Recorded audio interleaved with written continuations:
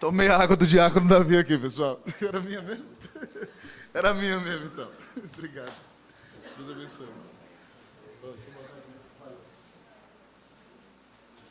Isaías 44. Meu tema hoje é pela cruz e a comunhão com Deus, o relacionamento com Deus como consequência da obra da cruz. E eu quero convidar você para ficar de pé nessa manhã. Tem gente do Cruzeiro, do Riacho, da Pioneira, da Segunda de Taguatinga. Tem de alguma outra igreja aqui? Hã? Da Primeirona também, que bênção, que coisa boa. Só gente bonita de Deus. Da Batista, esse é o acampamento do Senhor mesmo. Vamos para Samambaia para você ver, que coisa boa. Vamos ler. Eita, reverendo, tem gente, hein? Vamos ler a palavra, Isaías 44. Deus me deu essa mensagem para pregar para vocês. Vocês sabem, lá na igreja o pessoal ouviu que esse mês de férias foi muito rico para mim. Deus falou muito em Êxodo. E eu tinha já uma mensagem prontinha em Êxodo, mas na sexta-feira, lendo a palavra, eu falei, Deus, esse texto mexeu com o meu coração. Eu acho que é isso que o Senhor quer que eu pregue para essa moçada. Então vamos abrir a Bíblia em Isaías 44. Todo mundo encontrou? Amém? Quem encontrou, diga achei. Quem está dormindo, diga amém. Ih, rapaz, acorda então, em nome de Jesus.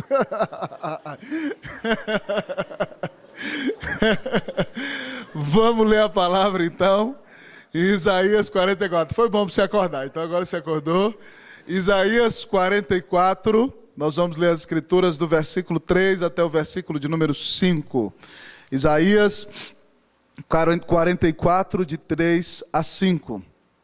Diz assim a palavra do Senhor. Eu vou ler o 3 e o 4, vocês o 5 comigo. Porque derramarei água sobre o sedento e torrentes sobre a terra seca. Derramarei o meu espírito sobre a tua posteridade e a minha bênção sobre os teus descendentes. E brotarão como a erva, como salgueiros junto às correntes das águas. Todos os 5. Um dirá, eu sou do Senhor. O outro se chamará do nome de Jacó. O outro ainda escreverá na própria mão, eu sou do Senhor. E por sobrenome tomará o nome de Israel. Amém. Vamos orar. Oremos ao Senhor. Feche seus olhos. Peço o Eterno para falar com você nessa hora.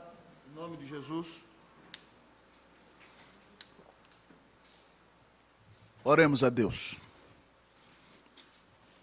Amado Senhor, nessa manhã nós estamos aqui, Deus, para exaltar o Teu nome.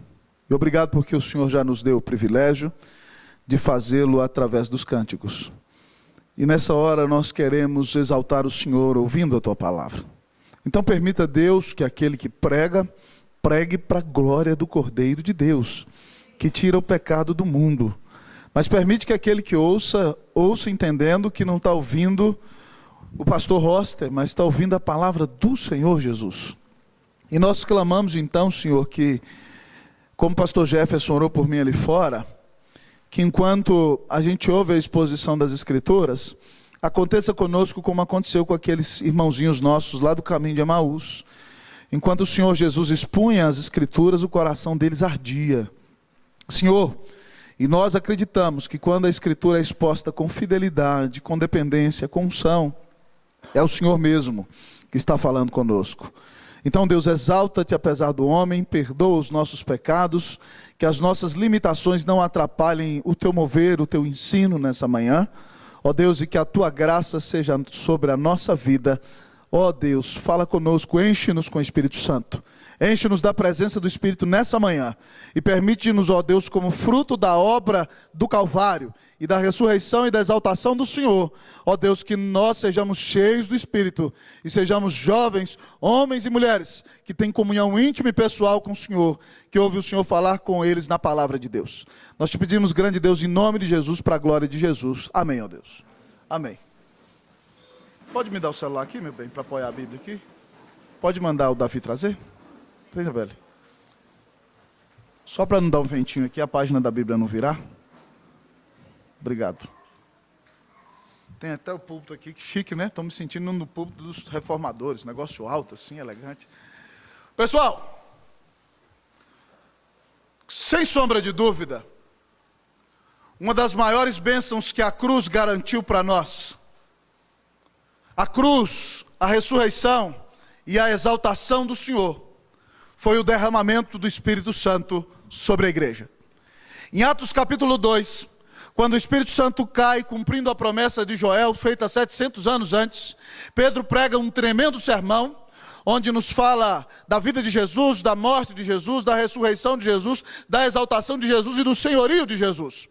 E em Atos 2:33, Pedro no seu sermão disse, porque Cristo foi exaltado, dele então pôde cumprir a bênção de derramar o Espírito Santo, que era a promessa que o Pai lhe tinha dado, o derramamento do Espírito Santo sobre o seu povo.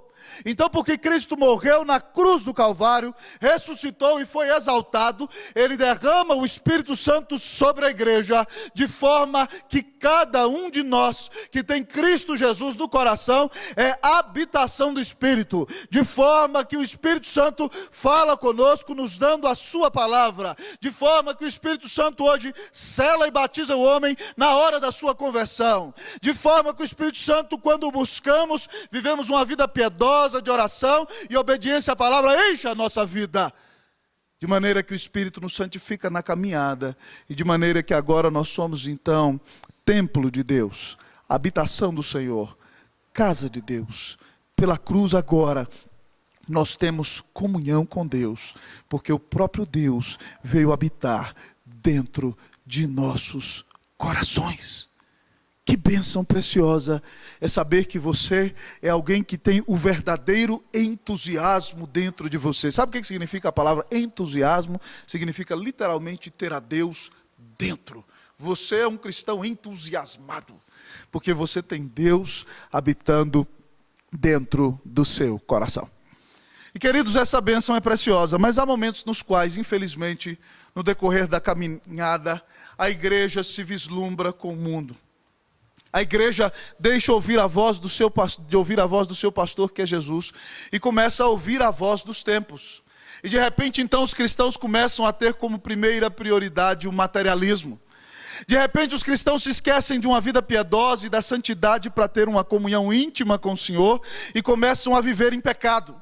De repente, aqueles que são filhos do reino, são propriedade exclusiva de Deus, comprados pela obra de Cristo Jesus, começam a prostituir-se em seus relacionamentos. Começam a usar a mentira como norma na sua vida, começam a pecar à torto e à direito, esquecendo do grande Senhor que morreu na cruz para lhe salvar. Os jovens cristãos deixam seus olhos ser dominados pelo pecado. As meninas que servem ao Senhor vestem roupas que exploram a sua sensualidade e envergonham o nome de Cristo Jesus. E nesse momento a igreja apaga o Espírito. E quando a igreja então vive esses momentos terríveis de apagar o Espírito e se afasta do caminho do Senhor, Deus, por sua graça no decorrer da história, dá novamente momentos que Lloyd Jones ou pastor Hernandes chamam de efusões do Espírito Santo. Momentos nos quais Deus vem com graça e com poder encher a igreja do Espírito, trazer ao povo consciência de pecado, quebrantamento, um novo desejo pela oração, fome pela palavra de Deus, desejo de ter comunhão íntima com o Senhor e ser usado em suas mãos. Esses momentos a Bíblia e a história da igreja chamam de reavivamento. Nós vivemos dias muito difíceis, queridos. Nós temos orado para que Deus de fato nos visite nesse país, com um momento no qual, como Isaías diz no capítulo 64, onde Ele abra os céus e desça e avive a sua igreja, avive o seu povo. E pode começar aqui com essa juventude, para mudar a cara das igrejas, para animar o seu povo, para santificar o povo de Deus, para mudar a cara da nação, para mudar a maldade dos nossos tempos, para mudar a cara desse Brasil e do mundo, para ganhar centenas de almas para Cristo Jesus, para que milhares venham a conhecer o Senhor, para que a obra missionária seja de fato renovada. Se Deus manda um reavivamento, tudo pode mudar, queridos. E nesse texto que eu leio com você, Deus usa Isaías para prometer o derramamento do Espírito, sim, lá de Atos 2, mas também para prometer todos os reavivamentos que Ele já mandou na história.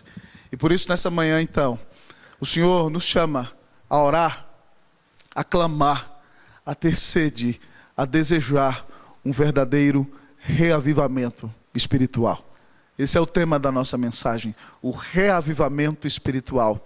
E eu espero sinceramente que enquanto você escuta essa palavra nessa manhã, o Senhor coloque um espelho diante de você, para que você se enxergue e veja o que não está bom na sua vida, e clame desesperadamente ao Espírito Santo que venha encher-te da presença de Jesus, para que você experimente um reavivamento espiritual, que mude a tua vida, que mude a nossa juventude, que mude a cara da nossa cidade, que mude o nosso país, que levante a igreja nesse Brasil, e que nos faça ganhar centenas, milhares de almas para Cristo Jesus. Que Deus nos visite com um reavivamento espiritual.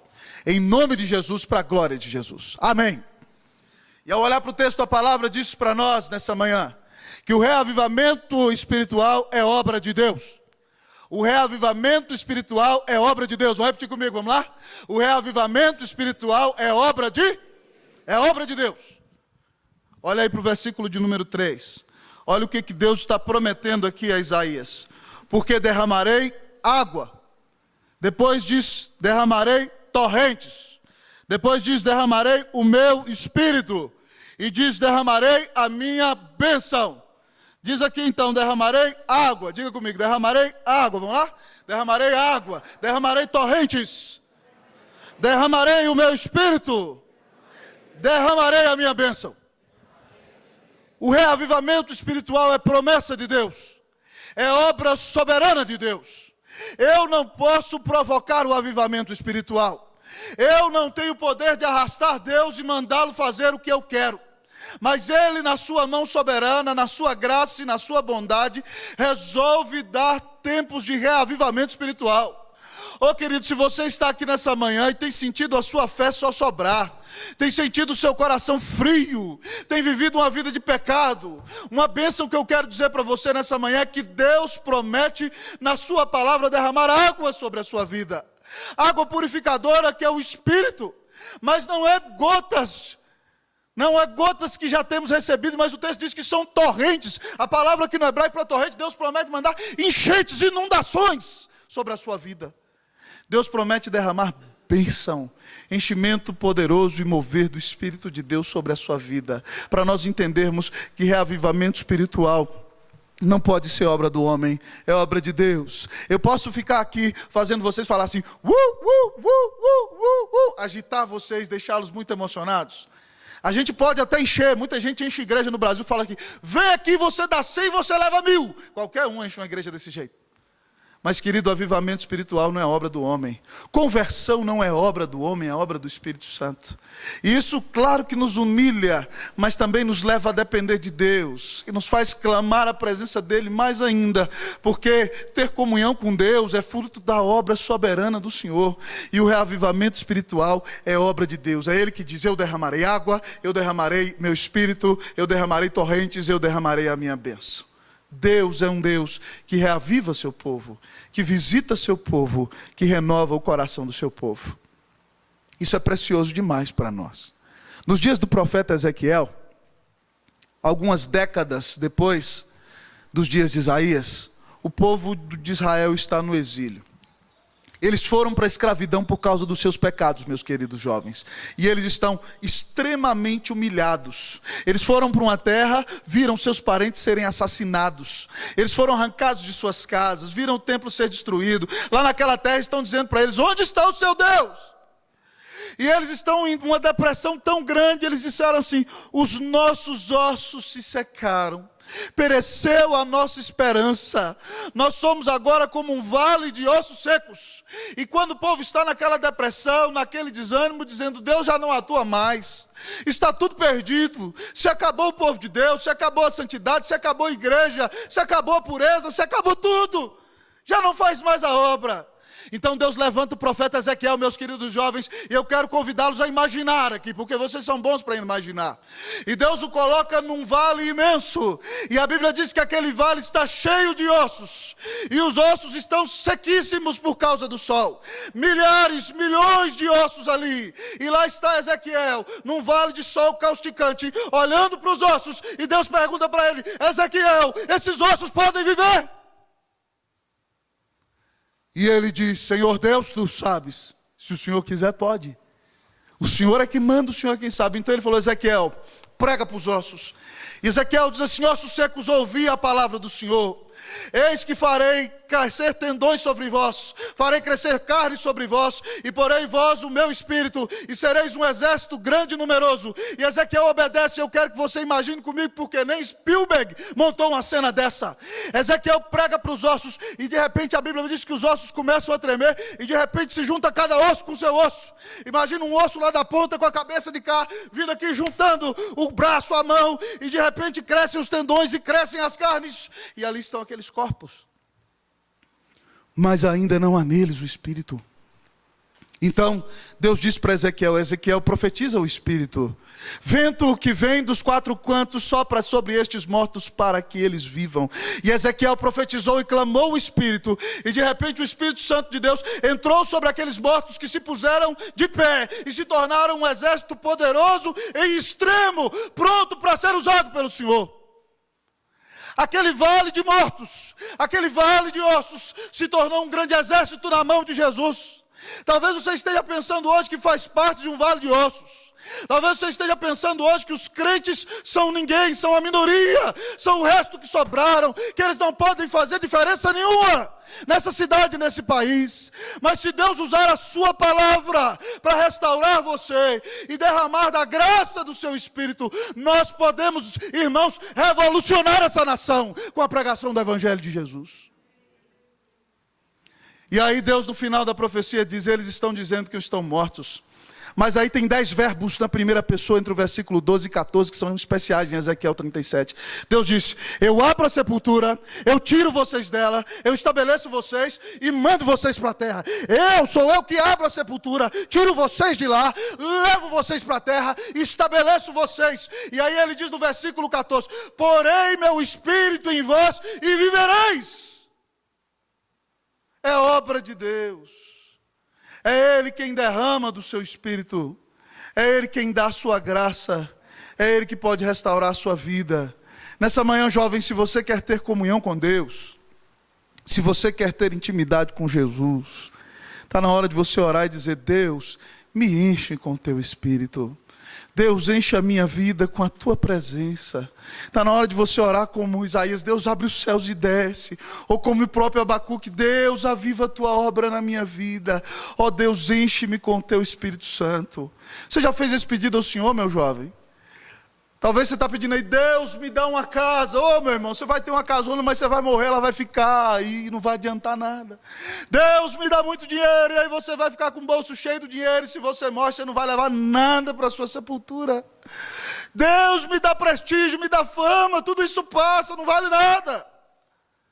Mas se você clama: Deus, me enche com o teu Espírito, me enche com a tua presença, isso pode fazer diferença na sua vida hoje aqui, e pode fazer diferença para a eternidade.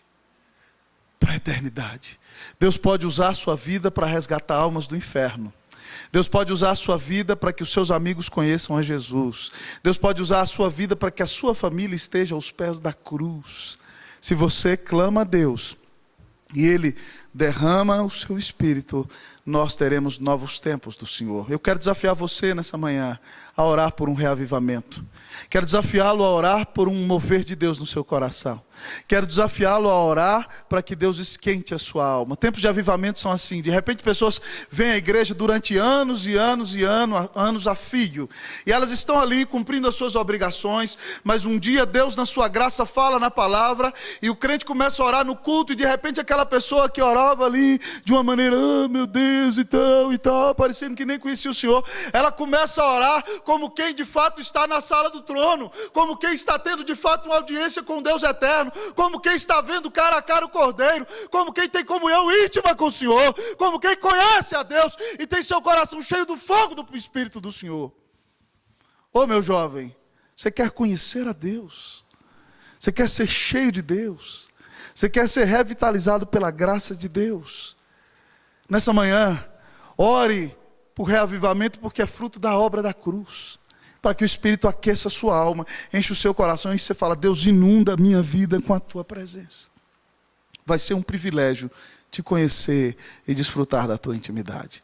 O reavivamento espiritual é obra soberana de Deus. Mas sempre quando Ele dá, a igreja está de joelhos. Não é por causa do nosso poder de oração. Mas sempre quando Ele dá, Ele faz a igreja orar. Porque talvez nós nos separamos hoje aqui um tempo nessa manhã para orar por um reavivamento espiritual. Vocês jovens podem ser tremendamente usados nas mãos de Deus. John Wesley, que foi usado por Deus no grande avivamento, junto com o nosso querido Whitefield, dizia o seguinte: ó Deus, dá-me 100 homens que não amem a ninguém mais do que a Deus e não temam a nada mais do que o pecado, e com eles eu vou mudar o mundo. Nós temos mais do que 150 jovens aqui. E eu oro: ó Senhor, dá-nos 150 jovens que não amem a ninguém mais do que a Deus e não temam a nada mais do que o pecado, e nós mudaremos o mundo, mudaremos Brasília e revolucionaremos a nossa cidade ganhando almas para Cristo Jesus. Você quer experimentar um reavivamento na sua vida? Quer? Você precisa disso? Você quer um renovo no seu relacionamento com Deus? Diga aí: Senhor, reaviva-me em nome de Jesus, para a glória de Jesus. Amém. Mas o reavivamento espiritual, meu querido jovem, aperta aí o que está do seu lado e fala: acorda, crente. O reavivamento espiritual, além de ser obra de Deus, o reavivamento espiritual é para quem necessita. Vamos repetir comigo? O reavivamento espiritual é para quem necessita. Vamos lá? O reavivamento espiritual é para quem necessita. É para o necessitado. Olha aí para a sua Bíblia. Olha aí. Você vai ler comigo todo o versículo 3. Pode ler. 1, 2, 3. Vocês vão ler. Por quê?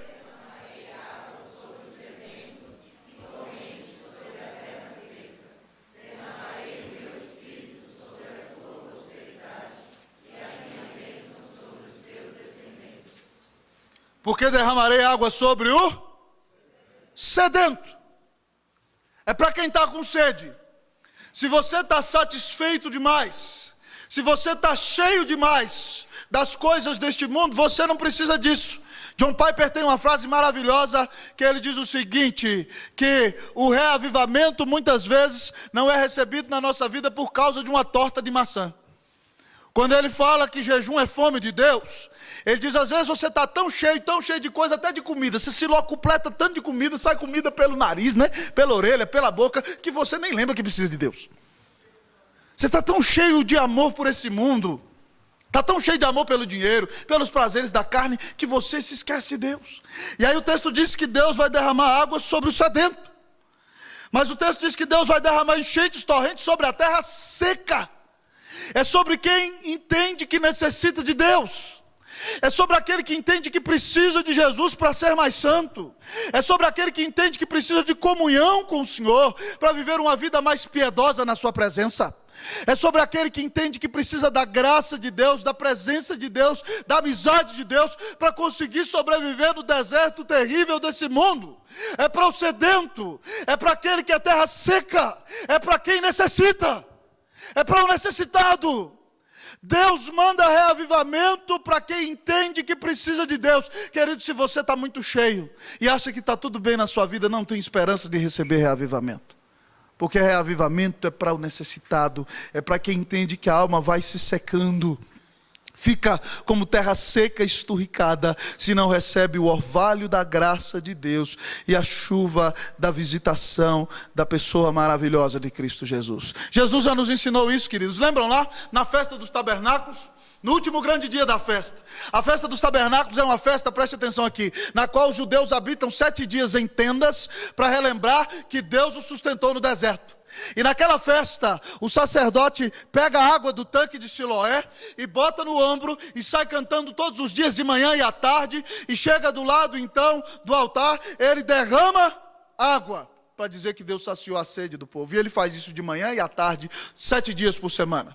No 8º dia, no último dia da festa, a Bíblia diz que no grande dia da festa, eu imagino ali depois de toda aquela procissão, milhares de pessoas, o sacerdote derrama água, simbolizando que Deus saciou seu povo. Jesus se levanta e diz: se alguém tem sede, venha a mim e beba.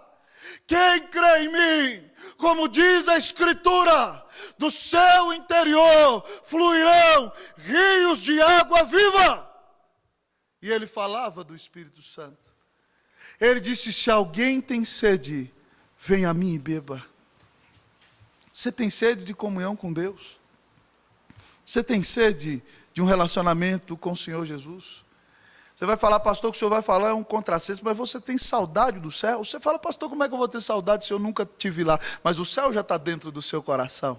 E a Bíblia diz que você já está assentado nos lugares celestiais com Cristo Jesus. Rodrigo, você já tem uma cadeira lá no céu, cadeira do Rodrigo. Já pensou que coisa boa?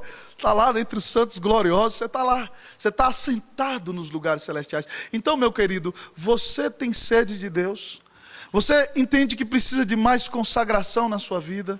Jesus disse que o enchimento do Espírito é para quem tem sede, para quem quer ir a Ele buscar, para quem crer nele como verdadeiramente o Senhor e Salvador da sua vida, como aquele que morreu na cruz para pagar os nossos pecados. Ele disse que essa pessoa vai ter, não só vai ser dessedentada, mas vai ter uma fonte, um rio fluindo de dentro do seu coração. Você tem necessidade de um reavivamento na sua vida, jovem? Eu creio que tem. Eu preciso desesperadamente. Houve um grande avivamento, está aqui o pastor Jolson, professor de história da igreja, foi até professor do pastor Jefferson, que chique, né? Ele vai se lembrar comigo do grande avivamento do século XVIII, que aconteceu na Inglaterra, nos países de fala inglesa, na Nova Inglaterra e no país de Gales principalmente. Deus levantou, meus queridos jovens, alguns homens de Deus. Na Inglaterra ele levantou George Whitefield, um reformado calvinista, um dos maiores pregadores da história da igreja. Com ele os irmãos Wesley. Lá, amados irmãos, no país de Gales, ele levantou Howell Harris e também Daniel Rowland. E nos Estados Unidos da América, Jonathan Edwards e os pastores presbiterianos William Tennant e Gilbert Tennant, no grande avivamento. Aqueles homens começaram a orar e a pregar, e de repente, queridos, quando eles estavam pregando, um senso da presença de Deus tomava conta da igreja, e o povo então sentia o peso dos seus pecados, e era tocado pela presença de Cristo Jesus, e milhares se converteram ao Senhor. George Whitefield pregou na cidade da Filadélfia para 32 mil pessoas, quando aquela cidade só tinha 25 mil habitantes. Enquanto pregava nas colônias americanas, Deus se movia com grande poder. Benjamin Franklin, aquele cidadão que você gosta dele, da nota de $100, um dos maiores pensadores, um dos pais da pátria americana, não era cristão, se dizia agnóstico, mas quando George Whitefield pregava, Ben Franklin dizia: eu gosto de vê-lo pregar, porque quando eu vejo pregar, eu vejo arder. As pessoas diziam que quando Whitefield na pregação dizia Mesopotâmia, ele dizia com tanta emoção que o povo chorava. Jonathan Edwards pregou sobre pecadores das mãos de um Deus irado, lendo o sermão, e a presença de Deus foi tal que as pessoas no meio do culto se agarravam nas colunas e diziam: eu vou cair no inferno se Deus não me perdoar. Tempos de avivamento. Na Inglaterra Deus usa os irmãos Wesley e Whitefield, mas queridos, antes do avivamento há uma grande necessidade. Reverendo Hernandes Dias Lopes, num dos seus livros, diz que 1 de cada 6 casas de Londres era um prostíbulo. Mark Lloyd Jones disse que os pastores viviam, infelizmente, não pregando o evangelho, mas pregavam sermões moralistas. E não viam a hora de sair da igreja para ir para as brigas de galo. E alguns deles até frequentavam prostíbulos e estavam envolvidos em coisas erradas. O racionalismo domina a Inglaterra, as ideias de Voltaire, que disse que em 100 anos depois que ele vivesse já não existiria mais o cristianismo. E David Hume em Edimburgo criou o deísmo dizendo que Deus deu corda num relógio ao criar o mundo e não pode mais intervir. Tudo isso dominava e parecia que a igreja tinha acabado, parecia que não havia mais nenhum fiel, parecia que não havia nada. E Deus de repente reúne aqueles moços ali, George Whitefield com 21 anos, John Wesley, Charles Wesley, e aqueles meninos criam o Clube Santo em Oxford, e eles começam a orar por um mover de Deus na sua vida, no seu país e no mundo, e de repente Deus abre os céus e desce, porque eles entenderam a sua necessidade. Será que nós temos necessidade nos dias de hoje, meus jovens? Olhemos para o mundo relativista, pluralista, pós-modernista. Já não existe para o mundo certo e errado. Errado é dizer que existe alguma coisa certa. Dias terríveis, dias nos quais mulheres querem ser homens e homens querem ser mulheres. Dias de corrupção, de prostituição, de engano, de revolta, de bestialismo, dias de pedofilia, dias de morte. Mas a situação da igreja não está tão perfeita. Eu queria ver se nós fôssemos passar um filme aqui com o namoro de todos vocês, como seria o namoro dos cristãos. Jesus está presente no seu namoro. O seu namoro é santo. Você, menina bonita de Deus, tão linda, está preparada, está virgem para o casamento. Você, santo varão, tem tratado essa menina como uma filha do Rei Eterno, como uma princesa do Senhor, ou namora com ela e tem tratado ela como se ela fosse uma vadia qualquer. Como é que está você no seu trabalho? Você é piedoso? Você aceita propina? Você cala a boca para não perder o seu emprego? Você tem falado de Jesus? Ou você tem sido um agente secreto, um 007, achando que o céu tem agente secreto? Como é que está a sua vida de oração, jovem? Você só pensa em ficar na frente do computador vendo porcaria?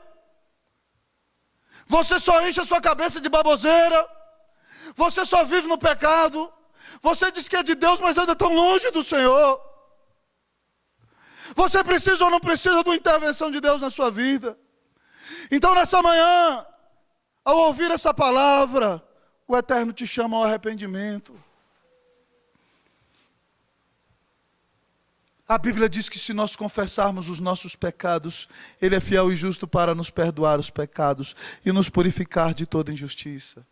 Mas não é com aquela hipocrisia sem vergonhice, não, que você conversa agora e fala, vou perdoar, porque para conversar que Deus me perdoa, daqui 5 minutos você faz tudo de novo. Não, Deus quer mudar a sua vida, filho.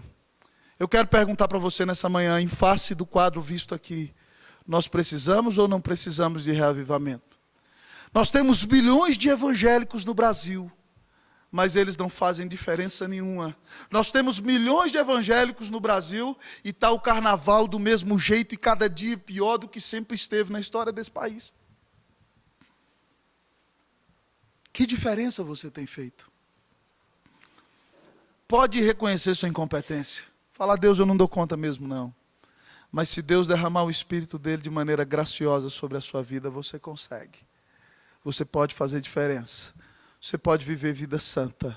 Você pode ter um novo momento de comunhão com o Senhor. Eu quero perguntar para você, como é que está a sua vida? Se Jesus fosse dar um testemunho hoje sobre o que você assiste na televisão em sua casa, com o que você tem gastado o seu tempo, que tipo de roupa você veste, mulher de Deus?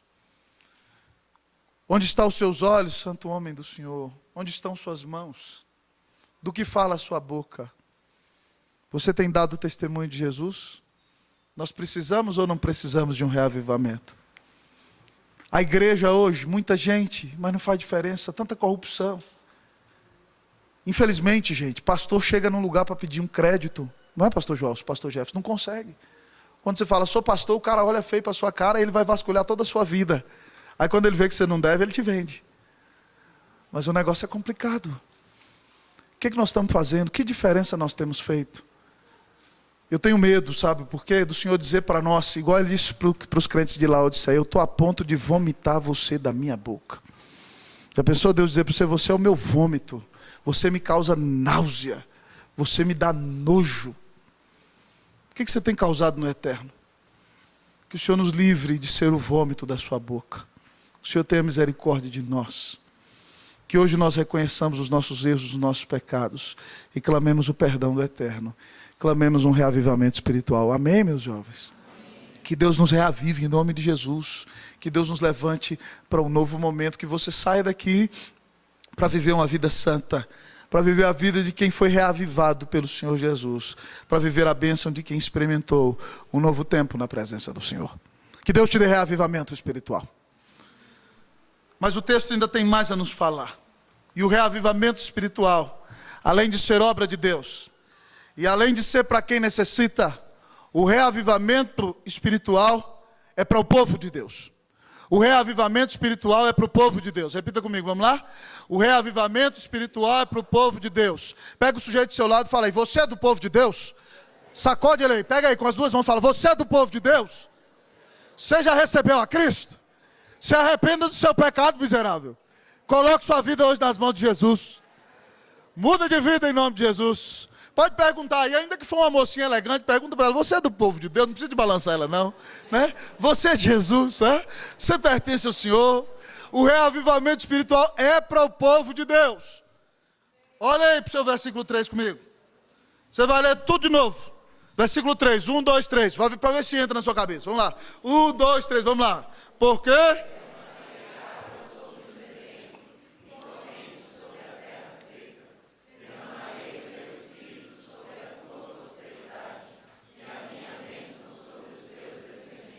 Deus diz sobre a tua posteridade.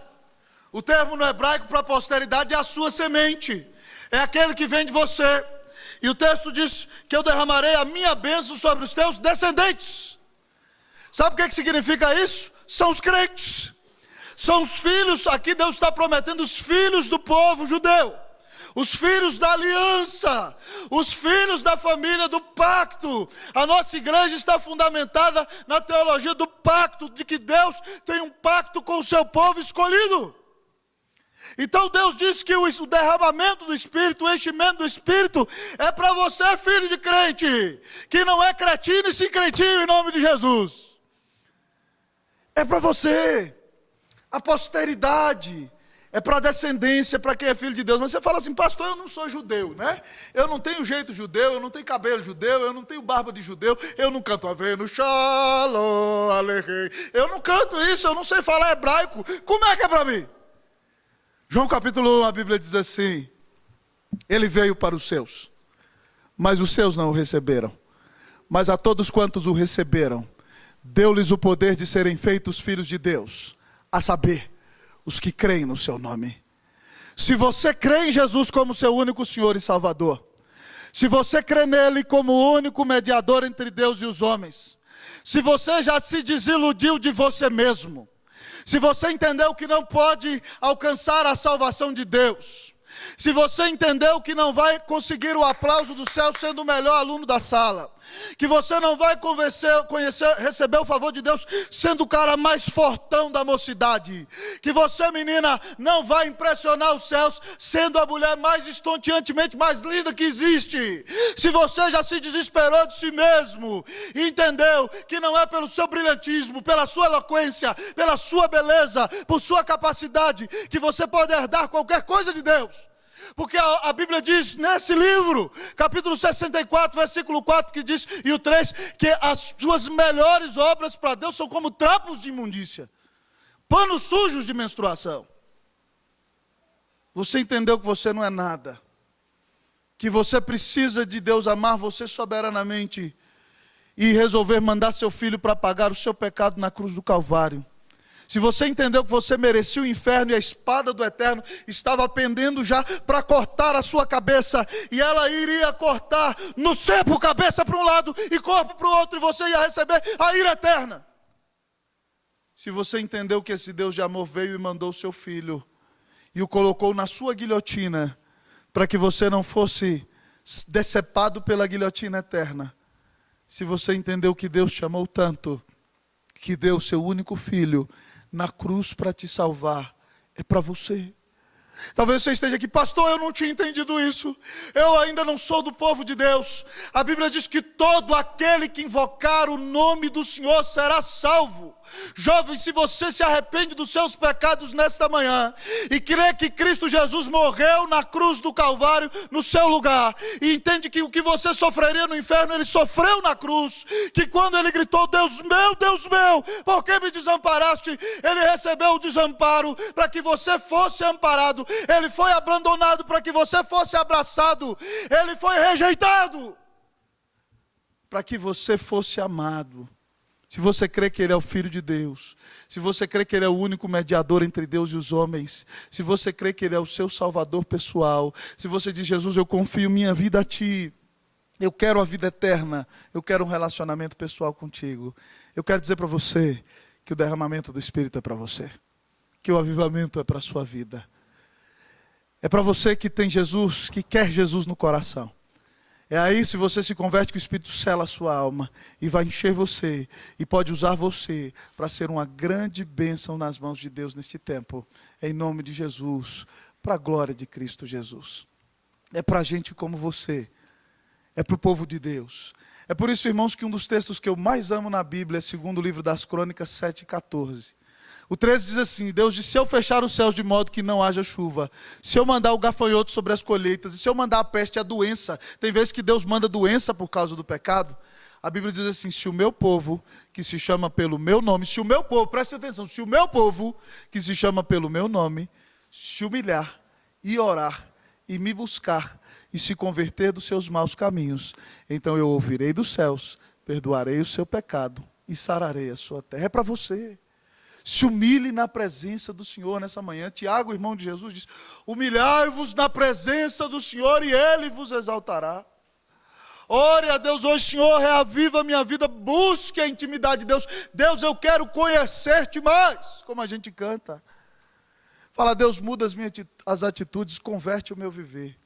Deus diz que vai ouvir dos céus, vai perdoar pela graça de Jesus, vai sarar a terra e curar o seu coração e encher você do Espírito Santo. Jovem, você pode ter um relacionamento maravilhoso com Cristo Jesus.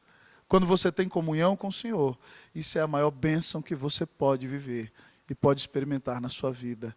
É para você, querido, essa promessa é para você. Então não saia daqui hoje sem dizer, Deus, eu creio na sua promessa, eu fui selado com o Espírito no dia da conversão, agora me enche da presença do Espírito, em nome de Jesus, para a glória de Jesus. Amém? Mas o texto da palavra diz, nessa manhã, em último lugar, que o reavivamento espiritual, e não é para ficar sorrindo para sair na foto não, viu? Porque a palavra é de arrependimento. O reavivamento espiritual, conforme nos diz o texto, além de ser obra de Deus, além de ser para quem necessita, e além de ser para o povo de Deus, o reavivamento espiritual é transformador. O reavivamento espiritual é transformador. Vamos repetir comigo? Vamos lá? O reavivamento espiritual é transformador. Galera, olha aqui para mim. Eu, às vezes, fico impressionado com a juventude de hoje, sabe, pastor João? Você vai nas igrejas, vê o povo cantando, o povo quebrantado por seu amor. Parece um bando assim que foi lá. Eu falo, meu Deus, a tua palavra é verdade mesmo. Mas Isaías diz assim, os jovens se cansam e se fatigam, né? E os moços de exaustos caem. Tem uns assim que estão quase babando. Assim, né? Você vai pregar e o cara, antes de você pregar, o cara parece que tomou 1 litro de sonífero, assim, que ele já está dormindo antes de ouvir o sermão. Ô, povo do marasmo, misericórdia. A Bíblia diz que os jovens se cansam, se fatigam, os moços de exaustos caem. Mas os que esperam no Senhor terão novas forças. Voarão com asas como águias, correrão e não se cansarão, caminharão e não se fatigarão. Querido, se você anda numa vida de marasmo espiritual, numa vida de frieza, num desânimo terrível, a Bíblia diz que o reavivamento espiritual transforma a sua vida. Olha o versículo 4 diz, e brotarão como a erva. Que tipo de erva? Como salgueiros junto às correntes das águas. Quem sabe aqui o que é um salgueiro? Levanta a mão. Sem ser essa escola de samba do capeta aí. Tá certo? Quem sabe o que é um salgueiro? Salgueiro, querido, é uma árvore que ela geralmente dá nos lugares de clima frio ou temperado.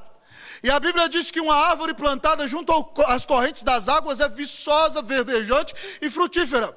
Mas o salgueiro, quando ele está plantado à beira de um rio, ele cresce. E no Brasil nós chamamos essa árvore de chorona.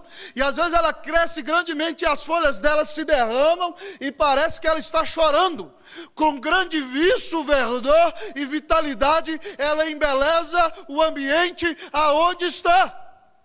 O que o texto está dizendo é o seguinte, que se o Senhor reaviva a sua vida, você vai florescer, vai crescer, vai resplandecer, vai brilhar, vai embelezar o mundo para a glória de Jesus, para a graça de Jesus. Você vai sair desse marasmo, desse desânimo, dessa frieza espiritual. Você vai florescer para a glória e honra do nome de Jesus. Você vai crescer e vai ser uma bênção nas mãos do Senhor. Mas além disso, você vai parar de ser um 007 celestial. A sua trilha musical não vai ser mais não vai ser mais essa. Mas você vai ter coragem de assumir o que é e vai dizer assim, o versículo 5. Um dirá, eu sou do Senhor.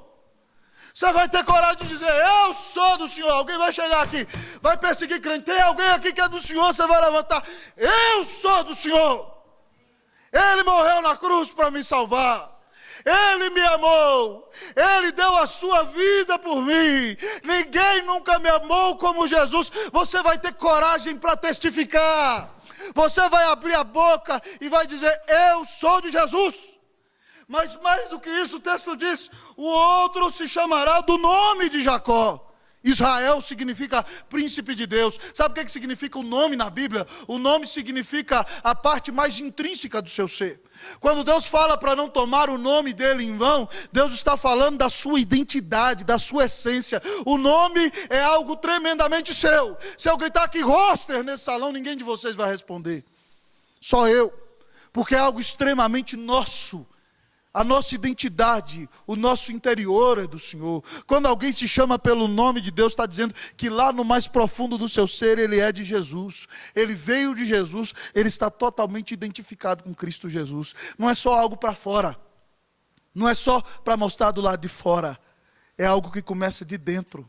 É de dentro e de fora, é coerente, é gracioso, transforma o seu coração. Mas o texto diz para nós aqui: o outro ainda escreverá na própria mão: eu sou do Senhor. E não vem mané dizer que a Bíblia está mandando você fazer tatuagem, que ele não está dizendo isso não. Entendeu? Está dizendo: um escreverá na própria mão: eu sou do Senhor. O que significa isso? O que nós fazemos com a mão? Com a mão nós acariciamos. Com a mão nós direcionamos. Com a mão nós ajudamos. Com a mão nós empurramos, com a mão nós sustentamos, nós compartilhamos, nós abençoamos. A mão significa as nossas atitudes. Quando diz: a mão mostrará que eu sou do Senhor, significa que as suas obras, a sua vida vai mostrar que você pertence a Cristo Jesus. É o que Paulo diz em Efésios 2:10, porque somos feitura sua, poema de Deus, criados em Cristo Jesus para boas obras. As suas obras, as suas atitudes, o seu jeito de falar, o seu olhar, o seu testemunho vão denunciar que você é de Jesus. O que você faz, a maneira como faz e você vive no trabalho, vai denunciar para todo mundo: olha lá, aquele ele é crente, não tem nem como esconder. Ele é do Senhor. Mas o texto continua dizendo: e tomará por sobrenome o nome de Israel. Essa palavra usada para sobrenome no hebraico aqui é um título. O seu ofício, o seu título vai ser Israel, príncipe de Deus. Certo? Ali está o Carlos Henrique, o ofício dele é presbítero. Ali está o Jolson, o ofício dele, presbítero docente, reverendo. Certo? O título, que privilégio ser presbítero, servir na igreja de Cristo Jesus. O seu título vai ser príncipe de Deus. Você vai tomar o sobrenome de Israel. Princesinha do Senhor, já pensou? Que título maravilhoso. Você é uma princesinha de Jesus. Você é um príncipe. Certo? Meninas, vocês podem chamar esse cidadão aí, ainda que você ache ele feio, você fala príncipe. Ele é um príncipe. Se ele foi resgatado para Cristo Jesus, ele é. Certo? E você, cara de pau, trata as meninas como se elas fossem princesas mesmo, porque elas foram compradas pelo preço de sangue. Não fique tratando elas não de qualquer jeito. Toma vergonha na cara em nome de Jesus. Meu irmão, o texto está dizendo para nós que o reavivamento transforma a nossa vida. Cíntia começou lendo um texto aqui nessa manhã que eu amo. Porquanto a graça de Deus se manifestou salvadora a todos os homens, educando-nos para que, renegadas a impiedade e as paixões mundanas, vivamos neste século sensata, justa e piedosamente, aguardando a manifestação do nosso grande Deus e Salvador Jesus Cristo. Você tem que parar de viver como Raimundo, um pé na igreja e um pé no mundo. Você tem que andar direito. Você tem que andar como quem é do Senhor. Você tem que entender que você já não se pertence mais. Que você morreu. Está aqui Davi, Davi morreu. Quem mora ali dentro é Cristo. Ali só está a carcaça de Davi. Jesus é quem mora ali dentro. Mário Piper morreu. Quem mora aqui dentro é Jesus. Paulo diz agora, Paulo lá em Gálatas 2, 19 e 20. Porque eu, mediante a lei, morri para a lei, a fim de viver para Deus. Estou crucificado com Cristo. O velho homem foi crucificado, morreu. E agora já não sou mais eu quem vive, mas Cristo vive em mim. E esse viver que agora tenho na carne, vivo pela fé no Filho de Deus, que me amou e a si mesmo se entregou por mim. Você morreu, Né? Você diga aí para o jovem, Mateus, diga aí, ó, diga para Camila. Camila morreu, diga para o Mateus, Mateus morreu. Né? Diga aí para o Pedro, Pedro morreu. Expedito morreu, falei do pai e dos filhos hoje nessa manhã. Macleusa também morreu, Davi morreu, Isabel morreu, Roster morreu. É Cristo quem tem que viver. O velho homem tem que sepultar. Mas esse velho homem morto é tinhoso, gente. Tem dia que ele levanta a mão, ele está lá na sepultura, ele levanta a mão assim, ele acha que ele é um zumbi. E ele... E aí Nova Natureza pega um porrete da palavra e fala, morre de fundo, miserável. Bate nele, pá, dá na cabeça dele. Você já morreu, miséria? Você não faz nada, não? Você vive para Cristo. Você foi comprado por Cristo. Você precisa viver como quem foi transformado por Cristo Jesus. Nessa manhã, ao pregar esse texto, eu quero perguntar para você nessa manhã, meu jovem. Você vive como quem foi transformado? Você tem momentos na sua vida de relacionamento com Deus? Você lê a sua Bíblia todos os dias? Você ouve a palavra do Senhor todos os dias? Você abre esse livro e Deus aquece seu coração quando você lê esse livro? Deus fala com você nesse livro? Você caminha em santidade? Deus tem te dado vitória sobre o pecado? A sua boca fala do que o seu coração está cheio, você está cheio de Jesus e por isso você fala de Jesus com a maior facilidade, porque Ele é o maior amor da sua vida. O seu olhar é um olhar santo. Você gasta tempo com coisas santas. Os seus pensamentos são pensamentos santos. O seu namoro não tem aquela imposição de mãos do diabo. Põe a mão aqui, põe a mão ali, imposição de mãos do inferno. O seu namoro é santo, você ora com a sua namorada. Você dá um beijo nela e fala assim, olha, eu sou loucamente apaixonado por você, mas eu amo mais a Jesus e por causa do seu bem eu vou te respeitar até o dia do casamento. Você, menina, vira para o seu namorado e fala assim, eu não te dou o direito de tocar onde não é seu, porque eu sou de Jesus. Eu sou pura, sou preciosa, sou do Senhor. E só vai me ter aquele que for meu marido.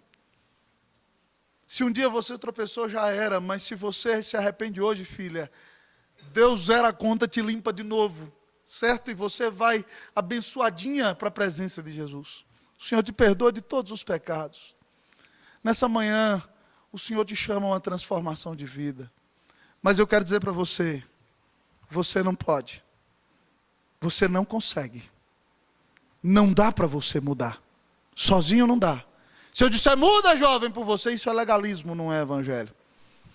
Mas se você se arrepende dos seus pecados nessa manhã, e diz assim, Deus, eu creio na tua promessa de que o Senhor enche com o Espírito. Deus, eu estou com sede, eu preciso de mudança de vida hoje. Deus, eu sou o teu filho, o Senhor disse que era para o teu povo, Deus. Deus, eu quero viver uma vida transformada. Deus é um Deus que diz assim na sua palavra, pedi e dar-se-vos-á. Buscai e achareis, batei e abri-se-vos-á. E aí ele diz assim, se vós que sois maus, sabeis dar boas dádivas aos vossos filhos, quanto mais não dará o Pai Celestial o seu Espírito àqueles que o pedirem? Se você pedir, Deus vai te encher com o Espírito Santo, e você vai ficar perplexo com o que Ele vai fazer em você, por meio de você, através da sua vida, e no tempo onde você está. Você pode ser usado poderosamente pelo Senhor. Mas lembre-se da frase de Robert Murray, aplicada a pastores, eu aplico para crentes. Um crente santo é uma arma poderosa nas mãos de Deus. Você precisa se arrepender do seu pecado e dizer hoje, Senhor, santifica a minha vida. Enche-me com o teu Espírito Santo. Oh, meus jovens, eu oro nessa manhã, Senhor, visita-nos com reavivamento espiritual. Que mude a vida de vocês. Que use a vida de vocês para mudar a cara dessa capital. Para mudar a cara desse país. Para que milhares de pessoas sejam salvas pelo Senhor Jesus. Que Deus te dê reavivamento espiritual. Em nome de Jesus, para a glória de Jesus. E nós vamos ter um tempo de oração para isso agora. Porque você ouviu uma mensagem dessa e não orar. O texto é tão claro, né? E eu quero convidá-lo aí nesse momento, primeiro um momento a só seu com o Senhor. Olha para a sua vida nessa manhã e peça perdão a Ele pelos seus pecados. Peça perdão naquilo em que você tem apagado o Espírito. Tenha um momento seu com o Senhor. Quiser ficar sentado, fica. Se quiser prostrar os seus joelhos, prostra. Se quiser se humilhar, se quiser buscar, se quiser estar na presença do Senhor, faça como você deseja nessa manhã. Fala: Senhor, eu preciso mudar minha língua, falo mal demais dos outros, fico com inveja das pessoas, muita coisa dói meu cotovelo, eu não tenho sido uma bênção em tuas mãos, eu estou vivendo na podridão do pecado. Coloca a sua vida nas mãos do Senhor nessa manhã. Ore por você. Fala: Deus, eu quero água, eu quero Espírito, eu quero torrentes do Senhor nessa manhã. Eu quero a tua bênção, Senhor. Em nome de Jesus. Por favor, Senhor, faz isso na minha vida. Fala: Deus, estou sedento, Deus, eu estou seco, Deus, eu estou esturricado. Parece que tem tempo que eu não sou molhado pelo teu orvalho, Deus. Tem misericórdia de mim. Peça ao Senhor perdão nessa manhã, filho.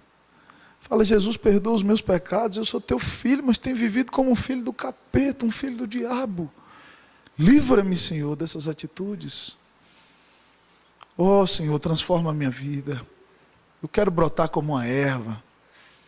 Oh, Deus, eu quero dizer: eu sou do Senhor em todo lugar. Quero ter meu coração transformado. Quero assumir que eu sou um príncipe de Deus, uma princesa do Senhor, porque isso é que Israel significa, príncipe de Deus. Ore um tempo por você, ore agora. Fale com o Senhor nessa manhã. Vamos orar cada um num tempo individual, primeiramente por nossas vidas.